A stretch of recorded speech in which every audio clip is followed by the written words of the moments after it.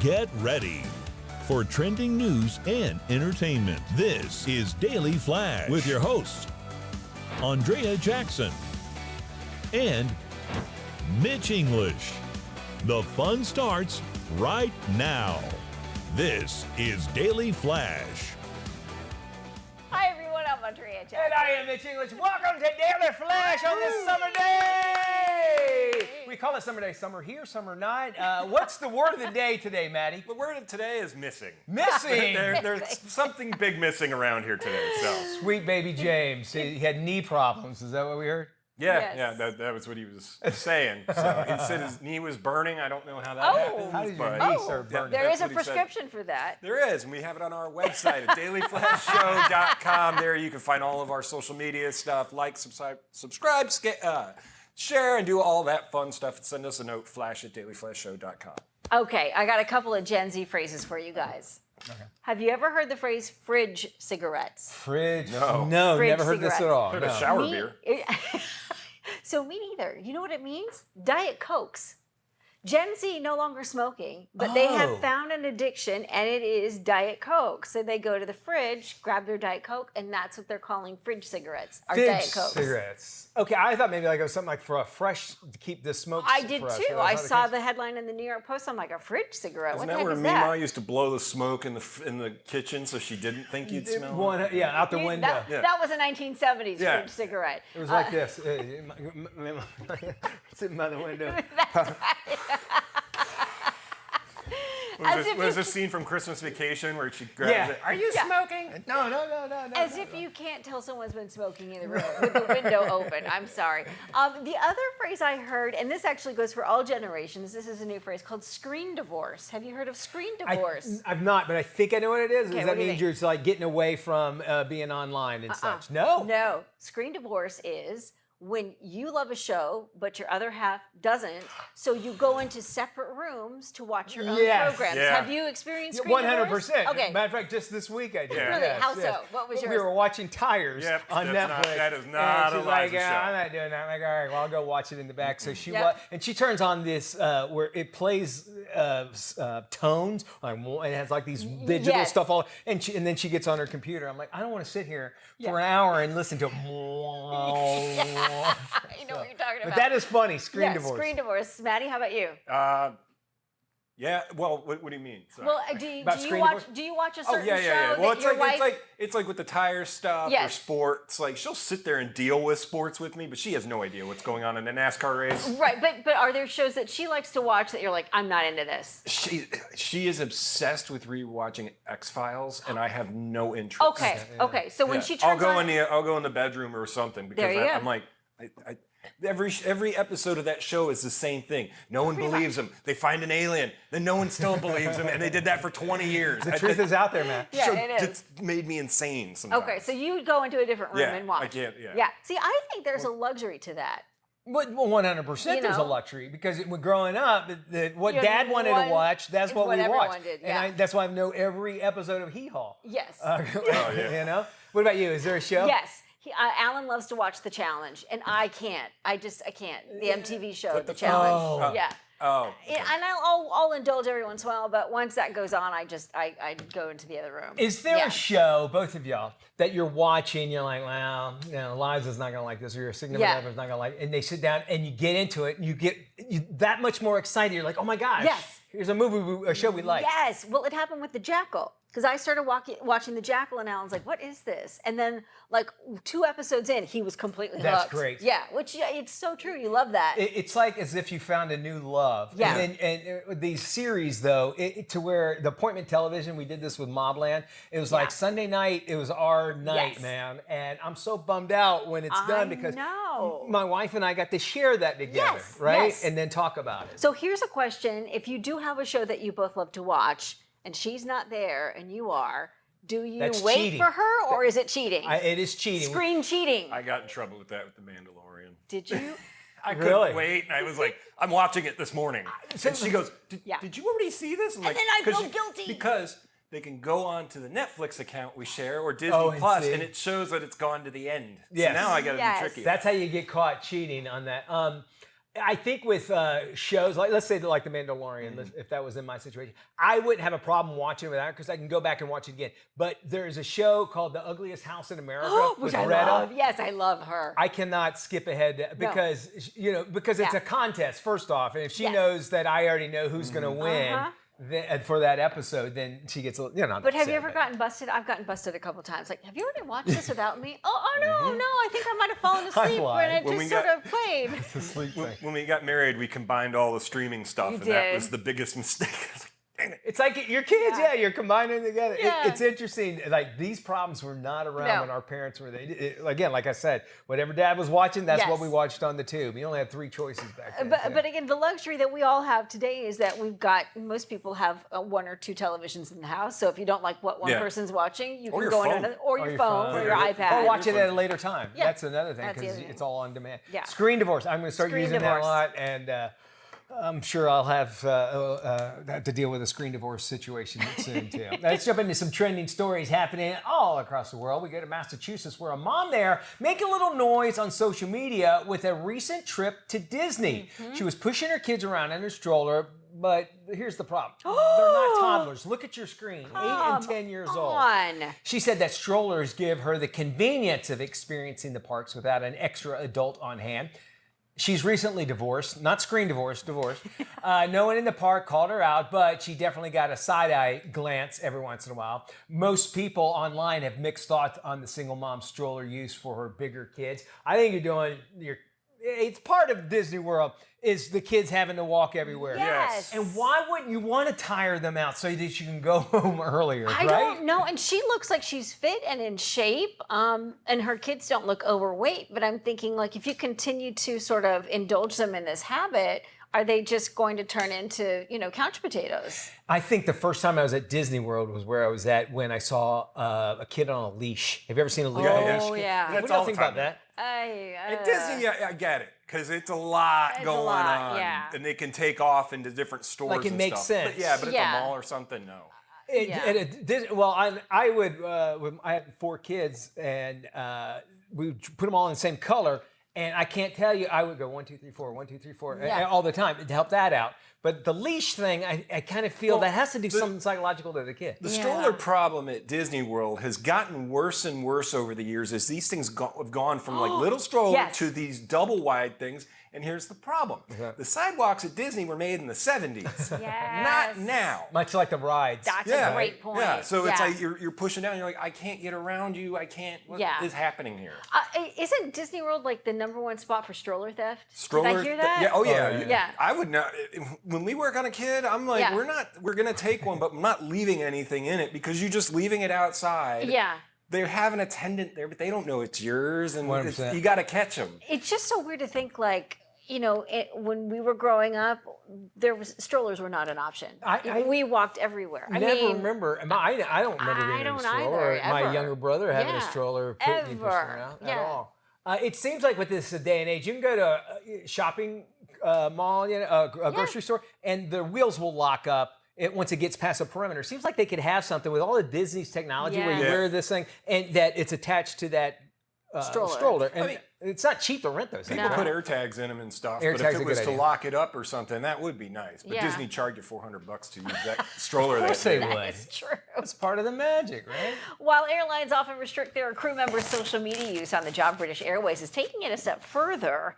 The carrier now prohibits airline employees from documenting where they stay during layovers on social media. British Airways defended the move as a way to help conceal the location of their staff for some privacy. The crackdown comes as more flight attendants turn into influencers as a way to make extra cash. And I kind of side with British Airways on this because they are giving them this job, and what they're doing is taking the notoriety of their job and using it to make money on the side as an influencer. So you think about this. You have an employee, like when Matt and I travel, we go to a hotel or whatever for the show, we're basically on the clock. And even though they're going to these hotels, so they are responsible for them. So if they're saying, "Hey, look, I'm in this hotel," that aren't you offering a danger now where people know where you're at? And so they're only really looking out for the employee, in my opinion. So I'm with you on this, as well as British Airways. But then these flight attendants or flight crew, they're making money off of British Airways by saying, "I'm traveling, I'm staying here. Here's my beautiful city travel, blah, blah. Here are my tips, X, Y, and Z." So they're making extra money on the side thanks to their position at British Airways, right? Indeed. So I can see why they're like, no. It's also a thing where they're doing dirty things in company wardrobes in some of them. Because if you catch some of the TikTok ones, it's a good point. You really should. You're wearing the uniform. Yeah. What are you doing in that area? That's a great point. Yeah. We're having some summer fun. We're doing it here in the kitchen. We got more Flash coming up right here. Something funny is going on, and it's happening every morning on Broadway and Friends, on great radio stations all across the U.S. of A. Broadway, T-Wall, Mitch Pancake English, and Sweet Becca. Broadway and Friends, 4 mics, 0 filters, and more opinions than your Aunt Cheryl's Facebook feed. Broadway and Friends. Want to join the madness? Hit up BroadwayandFriends.com. Spell out the word and jump into the deep end, blasting for the back road to the big leagues. Broadway and Friends. The most fun you can have with your radio on.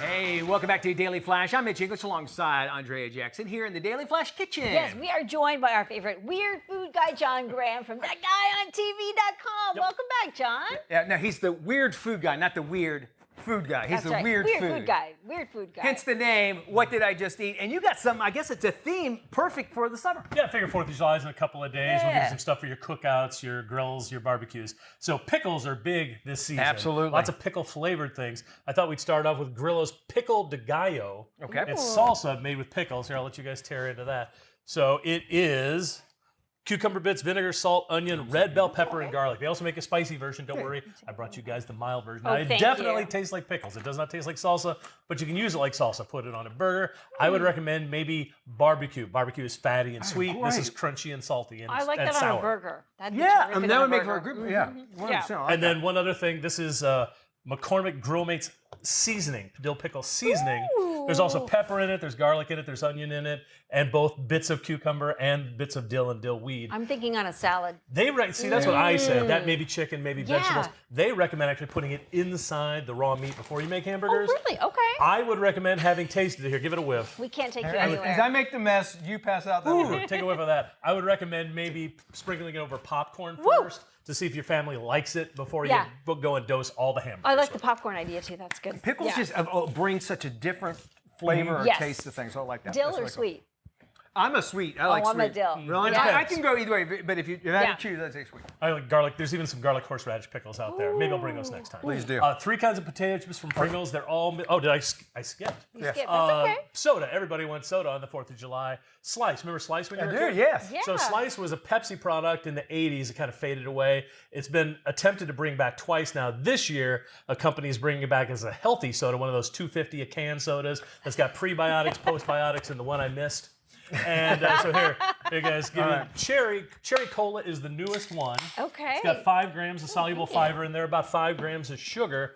The fiber is about the same as an apple or an orange, medium size. Okay. Why don't you take that one? I'll do this one. For me, the one thing is you gotta like stevia to keep the sugar low. They use sugar and they use stevia as well. Stevia to some people has a distinctive taste, and I'm one of those people. Me too. Yep.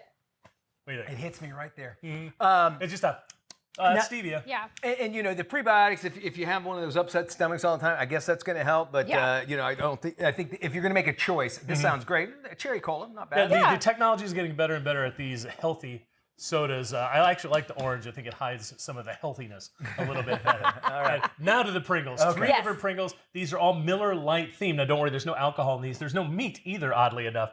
There is a grilled brat, there's a beer can chicken, and a beer braised steak. I'll let you guys each taste one of those, dig in. Okay. If you ever go camping, beer can chicken is the best way to go. I like all of these. I think if you covered up the labels, I would probably have a hard time telling you which one is chicken, which one is pork, which one is steak. They all have distinct flavors, but I've ate the chicken one, chicken. That doesn't necessarily hit me. How about you guys? I could. Yeah, it's taken me a second. If you wouldn't have told me chicken, I think I'm on the same way. Not bad. I love Pringles. I can go through a whole can. I love it. And I would imagine you could even use the can to make chicken. You know how a beer can chicken. Well, I don't know about that. I'll call your local fire department. All right.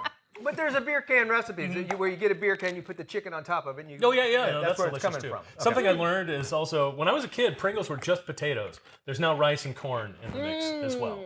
I imagine it's probably cheaper, but it probably also... corn and rice. There you went. Friendly's ice cream. Ice cream is big. 4th of July. Friendly's has been relaunched as both the restaurants and as a supermarket ice cream brand. Now, you're familiar with Neapolitan ice cream, where you get strawberry, vanilla, and chocolate all in the same container. For the 20th anniversary of the Jonas Brothers, they've teamed up with Friendly's, and they're doing 3 flavors. It's coffee cookie crumble. That's Kevin's flavor. Chocolate marshmallow, that's Joe. And Nick picked vanilla of all flavors. I think it's the pickle. I think it might be. Do you want me to handle this? Please do. I don't want to. All right, that's okay. I'll switch places with you. I think it really is that. So the idea is you can either scoop one flavor out or run all the way across and mix and match. All right. And Friendly's and Jonas Brothers actually go way back. 20 years ago when they named themselves the Jonas Brothers, the legend has it that they were actually sitting in a Friendly's near their home in New Jersey. Now, you might think the Jonas Brothers, they're proud of coming up with the name Jonas Brothers, but 20 years. Yeah, okay, we'll give them that. What do you guys We're not think? going to get, the parents aren't going to get any recognition being right. the Jonas Brothers? I like this. Really good. They did come up with the Jonas part. The Jonas part of it. The brothers put I the do like this. and the... I can eat this, Yeah, yeah. this is And good. it's softer than most ice creams, Yeah. too. You know, a lot of times where it's like, it melts in your mouth a little easier. I really like this. Okay. Go for it. Okay. More desserts. Okay. You like Nutty Buddies from Little Debbie? Love Sure. Nutty Buddies, So man. they've been branching out, kind of like the Oreo people. They've been branching out into other desserts. These are the Nutty Buddy snack cakes. Okay. If you look at them, you can see they're kind of, the form is a lot like a Twinkie. They're a little bit smaller. It's peanut butter cream, sponge cake, and then a fudgy chocolatey outside. And the Nutty Buddy inside it, basically, is what it is. Yeah, I enjoy that. And finally, this is really intriguing. These are 2 products. We're going to kind of bunch them all together. Target has seasonal whipped cream toppings, or whipped dairy toppings, I think they call them. Red, white, and blue for this time of year. Strawberry, vanilla, strawberry, marshmallow, and blueberry. And then at the very end, grab that there. That is Pup Cup. Pup Cup. See, 4th of July, your dogs are going to be on edge. You can pick up Pup Cup. It's just for them. There's no sugar. Oh, great idea. Fewer preservatives and things like that. You might see it doesn't stand up. It flattens out a little bit quicker, but that's because there are fewer ingredients in it. Come on, you want to try it. I do, actually. It says not that for ready. human consumption, but it doesn't say you can't eat it. Ooh, John?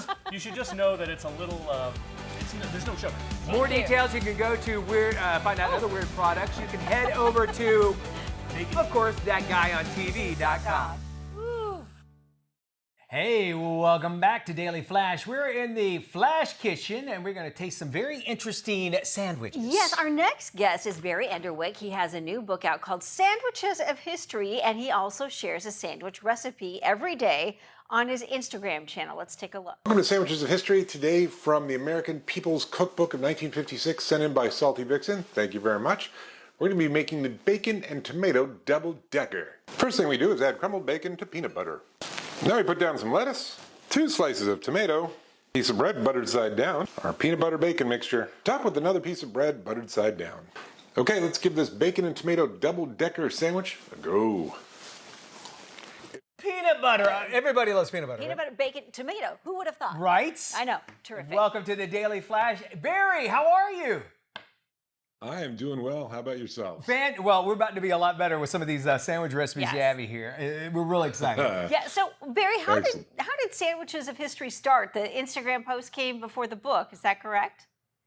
That is correct. Yeah, actually, I started on Instagram in 2018. A friend of mine had sent me a PDF of this old recipe book from 1909 called the Up-to-Date Sandwich Book, and it had 400 recipes in it, and some of them were a little bit odd. And I thought this would be kind of fun to do on social media, and so I did it there. It didn't go very well for the first 6 months, so I stopped for about a year and a half. Took it to TikTok, it blew up there. Took it back to Instagram, it blew up there. And so after a while, a publisher came to me and said, "Hey, would you be interested in writing a cookbook?" And I thought, well, here's a chance to make these recipes actually usable, and so they make one sandwich as opposed to like 15 sandwiches, which a lot of them do. You say cookbook, and generally we think, well, cook. It's more, I guess, is it a recipe book? Meaning, because are there any sandwiches you actually cook? And I'm not being facetious when I say that, because sometimes there's more work that goes into a sandwich than there is actually cooking, true. right? Yeah. I mean, you do have to cook bacon. That's kind of an important thing. But it's not a cookbook in the sense that you're cooking a dish that's a main dish or something like that. It's a lot of assembly, but there are some elements where you have to cook it, or you have to like waffle a sandwich, put it in a waffle iron, and that kind of thing. That makes sense. Okay. You know, it's interesting about your social media too. Is I was watching some of the videos, and at the bottom it says followed by, and I have like 5 or 6 of my close friends that follow, and I go, yes, these are the people that would follow about some great sandwiches. And today we're going to actually make 2 of the sandwiches from your book that we're going to try. Now the first one, help me out here. This is the Chip Buddy. Tell us about the origin of this sandwich. Chip Buddy, born out of the pubs of England, or the after visits to pubs in England. It's basically thick chips, or as French fries, as we would call them, and then malt vinegar, typically on buttered bread. Okay, so we basically would have to butter our bread. I'll let you butter your own bread. Okay, I'm gonna butter my own bread. All right. This seems like it would be a Wisconsin kind of thing with butter all over, right? Or like the dairy places. Any place you find someone consuming beer, I think this is a good point. Sandwich. Good point. Butter and French fries will follow. Or all right, chips, so we got the butter, and then we put the chips or the French fries in, right? That's correct. A healthy amount. And what you've got there is, you've got the richness of butter. You've got the delicious potato starchiness. Yeah. But then you also have that malt vinegar to kind of cut through it a little bit. All right, so I'm grabbing my malt vinegar. Do I just pour it on top of there, Barry? Just on the chips. You just splash to your content. You know your palate better than anyone else. I like that. Splash to your content. Now, does it have to be white bread? I got to tell you, I can't tell you the last time I had white bread. Typically is, but I like to say that you do what you want to do. You're going to be eating it. If you were going to go on a program in the UK and say this is how to make it, yes, you would use white bread. If you were going to do this for friends at home, you'd say normally this is white bread, but I like whole wheat. All right. Is there ketchup on this or just the malt vinegar? If you want. If you want. I like that. Well, see, that's the kind of cooking I like. All right, so that's an option for you. You're going for the ketchup. Well, yes, because you got French fries. All right, no, I'm good. Okay, you got on that. All right. Well, I'm going to take a bite of this. Are you going to taste it? Okay. Now, every sandwich. Do you cut it? Do you have to cut it? I'm a big fan of cutting it diagonally because I think it just fits in the mouth a lot better. No, you're the diagonal cutter. Well, okay. You haven't seen how big my mouth is. I always diagonal cut sandwiches. Do you cut them down the middle or do you diagonal cut? I can't wait that long. I'll let you right into it. Anyway, I do cut them in half. And I'll put potato chips right. I understand that. Yeah. And I'll put the chips. You. Okay, and what say you? Better than expected. I think the malt vinegar is what helps. Makes a difference. Yeah, I like that a lot. Okay. Barry, while he continues to consume this one, let's talk about the next sandwich, the dairy sandwich. It's 2 slices of Swiss cheese with butter in the middle. I mean, we've got it here. Is this really a sandwich? That is one of the recipes in the Up-to-Date Sandwich book from 1909 that just blew my mind. And there's no mention of bread. And it's not like they implied that there should be bread. It's a dairy sandwich, so it is indeed 2 slices of Swiss cheese with butter between. Okay, Mitch. Sandwich between, if you will. What do you say? I would eat this in the car, right? You would? Okay. I was grabbing, yeah. Okay. I'm getting my dairy in, that's for sure, right? You would. Okay. Yeah, it tastes good, but it feels wrong. Right. It tastes good, but it feels wrong. That should be the title of your next book. Barry, if you want, thank you so much. You want to get a copy of this book and tour schedule, visit sandwichesofhistory.com. You can also, of course, follow Barry on Instagram, Sandwiches of History. Look for that.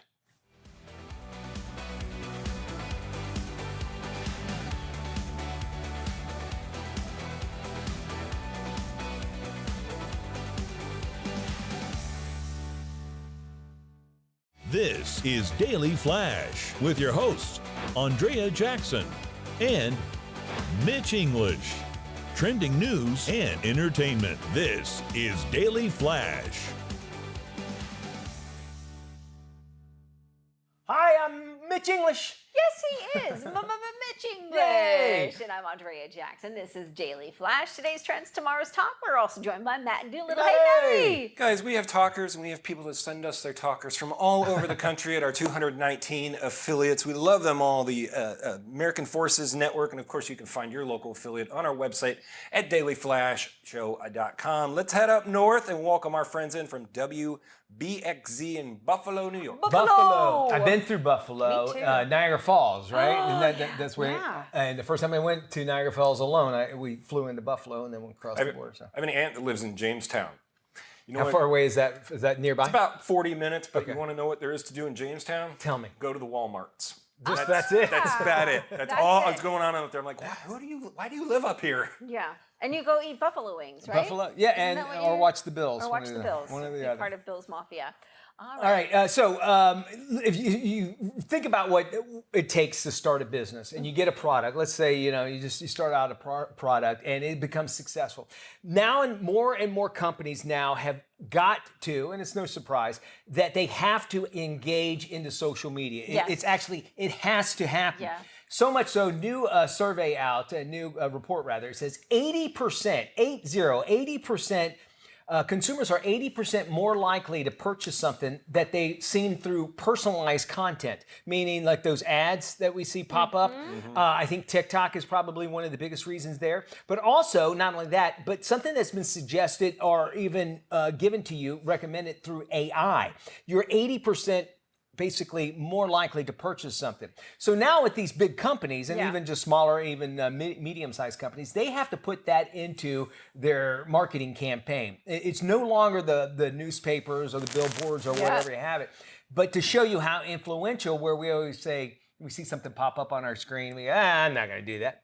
But apparently that's not the case. It's really happening. But do you find yourself, if you're looking into something or a product or a service, I will oftentimes go to Facebook, Instagram, and X to see if they've got an account there. It's smart. And if they do, what people are saying about them. And then, of course, if they've got a website, I always like to check out the website. Which you should. And see if they've got social media pages, Instagram, you name it. So that way I can kind of cross-reference, find out if they're legit or not, and how many people follow them, and what the reviews are. It's important to do that, and I'll tell you why, especially when you mentioned Facebook there. I got bit twice already, where I saw something on Facebook, and I go, all right, I'll do it. Sounds like a great deal. I do it. It doesn't show you, and I use PayPal to pay for it, and it's a Chinese company. Yes. And it doesn't come. And the scam is, and I'm calling it a scam because it's happened to me twice, same thing, where it doesn't show up, it doesn't happen. They send you a thing that says, no, it says it was delivered, but I've never heard of this delivery company or whatever. Yes. All right.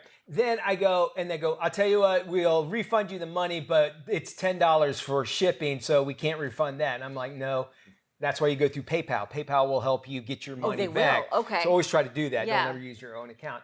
And as I did that, PayPal gave me back all my money, minus, however, also like a $10 change, which was the shipping charge. Yeah. So you have to watch out with who, and that's why I say that's a great idea with checking out the company, because had I known this was a Chinese company, you wouldn't have bought it. I wouldn't have at all. Yeah. And even still, they made $10 off of me. Of course they did. shipping, because it was never sent. They Can said you it was imagine mailed how and many everything. $10 they made off of who knows how many people, right? So keep that in mind. And, normally we don't go after business or whatever, but when you're on Facebook, I find specifically because you think it's a normal American company or whatever. I always get scared with those things in case if it's an influencer, because I'm like, do you know they're getting paid to say this? Yes. And of course they're going to find the positive in it, and they're not going to give you something real. Which So is those are very tough point. That's a good point. Which I think is important to go and check out the reviews. Yeah, because on a real site. Yeah, oftentimes you'll see this product, like you mentioned, Mitch, on social media. It looks great. You get totally drawn into the video. I'm like, oh my God, I want to buy this. And then you go on their website or you go on Google and search, and people are like, it's a scam. It's the worst product ever. It never works. Whatever. Big waste of money. So you do have to do a little research. And if it's from China, you know what? It's probably a ripoff of another company. Anyway, it's not going to be a real deal. I'm saying that. There's no political movement behind that. It's just that's how it is. It's my experience with having more. We have more Flash coming up.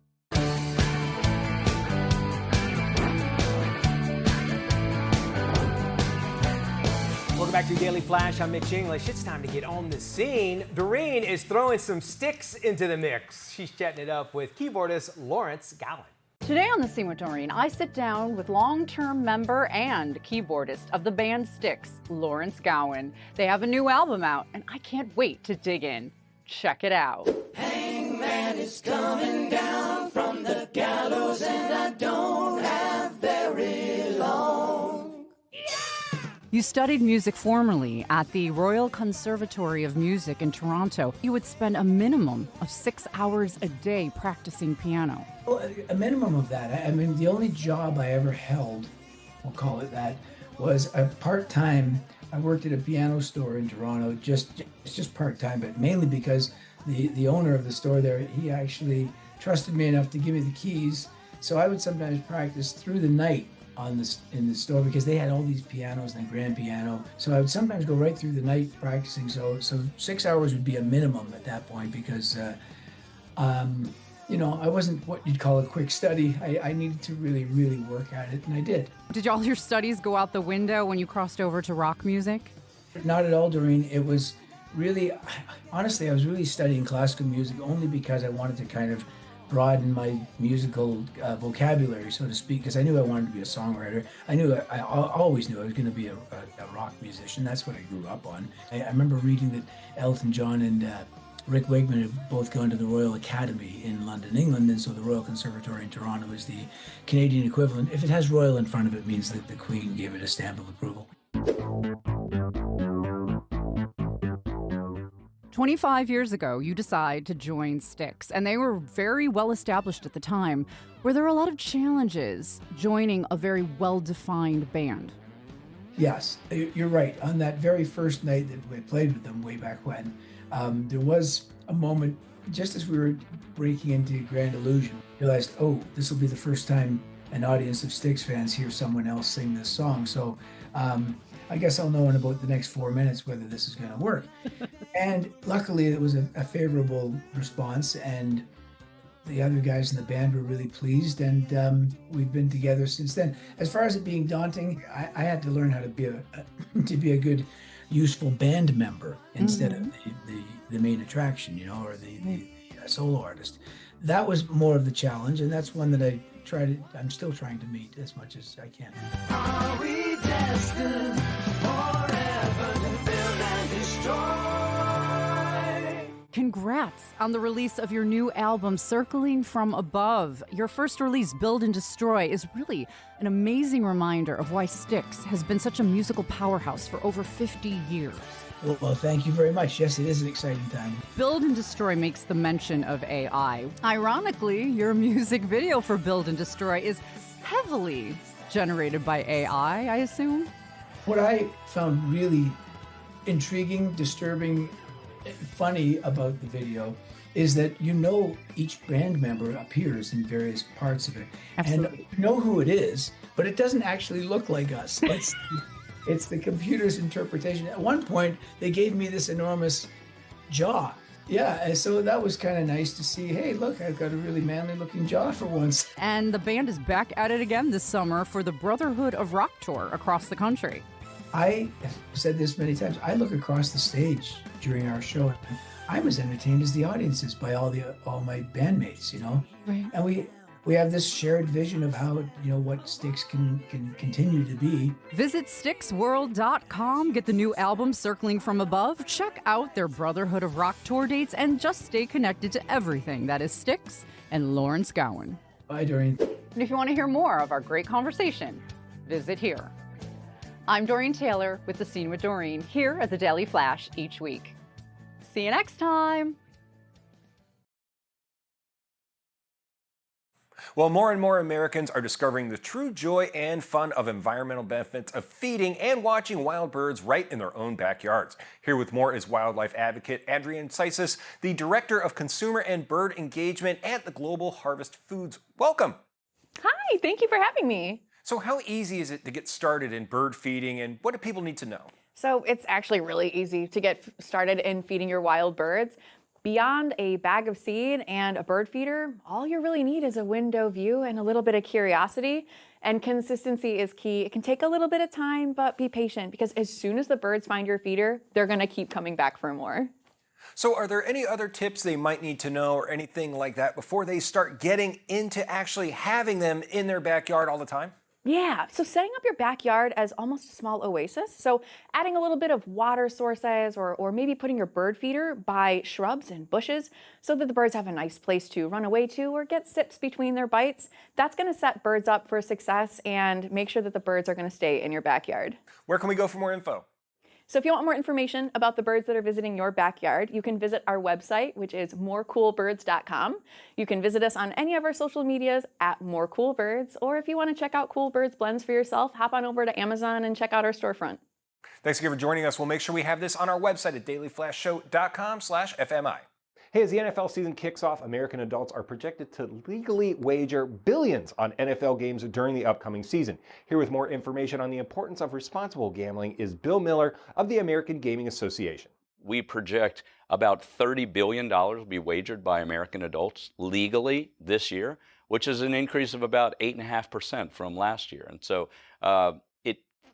it furthers our belief that, the Americans love sports in this country, no question. They're passionate about their teams, and they like to bet on their teams and players. So we want to make sure that the people that are betting on sports can have a great time, they can do it responsibly, and that they can do it in an environment where not everybody's betting on sports. HaveAGamePlan.org is our PSA campaign. It gives an individual bettor all the things they need to know to have fun betting and on sports and doing it in a responsible way. And if they want to learn more about where different betting can take place in America legally, they can go to the AmericanGamingAssociation.org to learn that.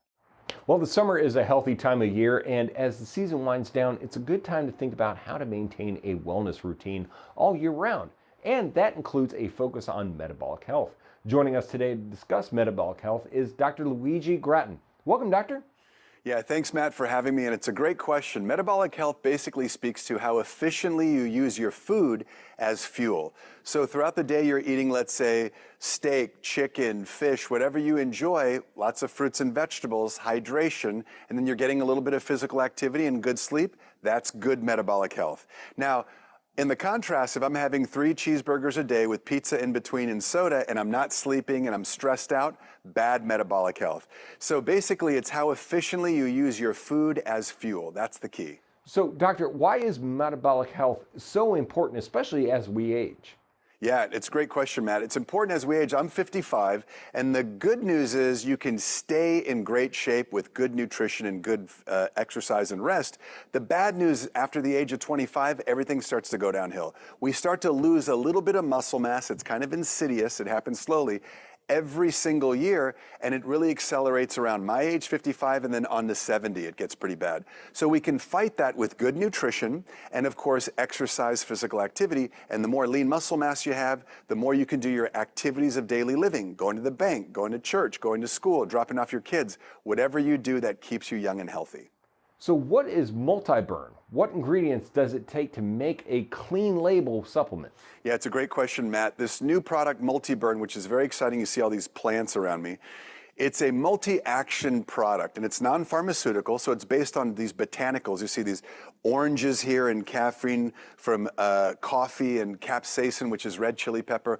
All these botanical extracts have been clinically tested, and they help people with weight management. They also help support metabolic health, but we can make particular claims on these interesting botanical extracts because they help with weight management. People can lose weight, trim up their waist circumference, their hip circumference, lower their blood sugar within the normal range, a lot of different things, and that's why we call it MultiBurn, because it's multiple paths of action.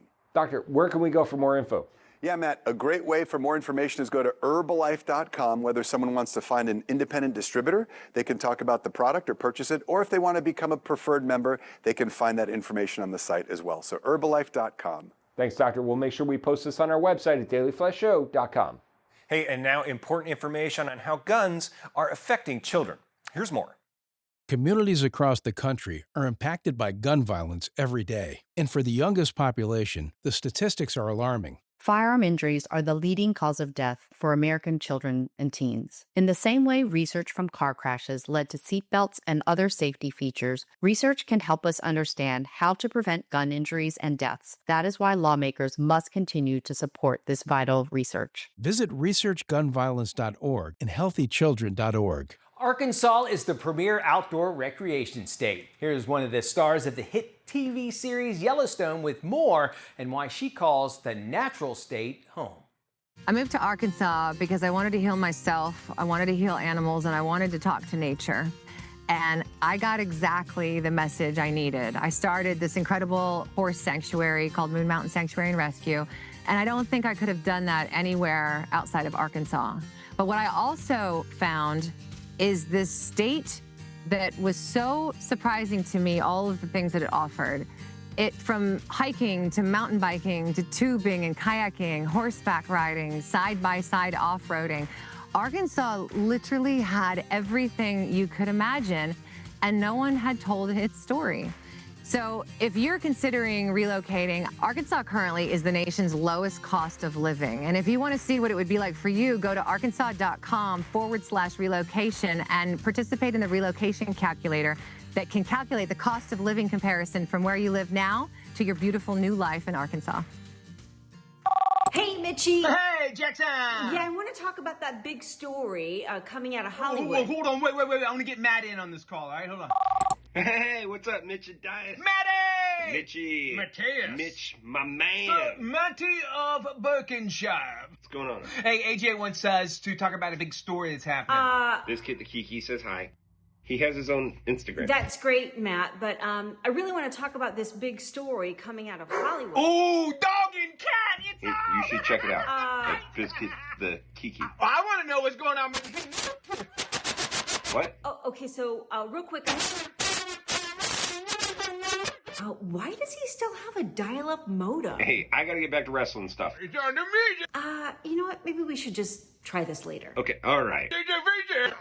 Peace and love. Daily Flash. Where are you? It's just better when you're part of the conversation. Join us online.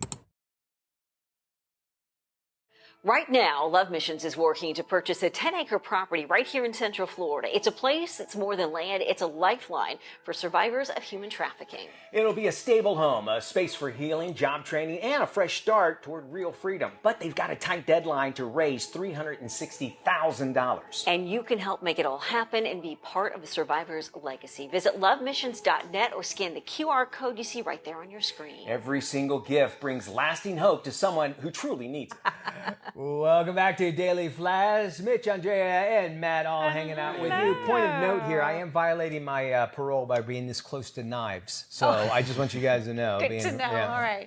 All right. Very good. We'll keep our distance for the most part. So a lady's making some headlines. A recent trip to Disney World, she got reprimanded for what she was wearing. Hey, guys, yeah, I bet it's which hot, huh? sort of surprised me because I figured, at this point it seems like we've all been under the umbrella of anything goes. But she got called out and said if she wanted to go on a particular ride, she would have to buy a shirt to cover up. She was wearing a sports bra and leggings. So she's like, that's what she was wearing to Disney World. And they were saying, you're wearing what amounts to a bra. And you need to cover up. That's not acceptable. So if you want to ride the ride, you've got to put a shirt on. It's Disney World, right? Disney World. She didn't have a shirt, so they directed her to the gift store. That's where they get you. To buy a shirt. Now, the boyfriend she shows in the picture, he's wearing a tank top, like a muscle shirt. Mm-hmm. So I'm thinking to myself, well, are you kidding me? How is that okay? And what she's wearing is not okay. I've seen way less out of the parks. Now, the water parks, when the Brazilian tourists show up, they will go up to them and be like, oh no, you have to put something on. Like, that string ain't Disney that friendly. I can understand. But that's nothing compared to some of the stuff I've seen. She's saying, I wear this to the gym, why can't I wear it to Disney World? And Disney is saying, look, what's appropriate for Disney is not necessarily appropriate, or what's appropriate for the gym is not necessarily appropriate. I wonder if somebody complained about it, why, I don't know why. But I also like to remind those making those decisions that this is Florida, and 98 degrees is not 98 degrees anywhere else in the world. No, it's at least 173, man. It gets so hot and humid. I'm surprised she was wearing leggings. I would have worn shorts. Right. No, that's nuts. I don't know about the short shorts, Matt. I mean, I've seen just short shorts that are just up like in the thing, and they don't say anything with those. See, really. I'm surprised. I would think that they would. I get the argument that she's wearing what consists of a bra, but I don't know. At least it fit her. Yes, that's right. True. Because most people that's the reason. All right, that does it for everybody. Happy summer. We love you. We'll see y'all tomorrow. Be good, everybody.